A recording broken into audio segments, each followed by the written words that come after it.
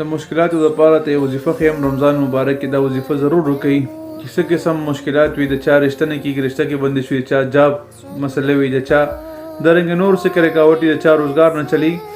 یو خو په دې نیت باندې ویلي سوره اخلاص چې 3 ځله وایي حدیث مبارک کې راځي یو د قرآن مجید ثواب ورته ملاویږي نو کم ملګری داسې وي چې هغه یا سحر ویلی شي 200 بار یا د مازدیګر ویلی شي 200 بار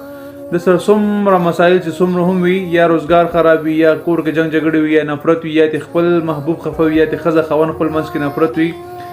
الحمدلله علی کل حال په هر حال کې دا وظیفه کوئ انشاءالله چې تاسو څونه پرانا مسله وي او ختمیږي نه یو سړی بار مرکزي او بهر ملک کې د ویزو مسله راځي او ویزې نه روزي یا مطلب کله یو مسله شي کله بله مسله شي مسلې نه حل کېږي نو دا کې آسان هم ده او فایده به هم ملاویږي او بل په دې نیت باندې کول چې خدای پاک تر نه راضي شي او یا الله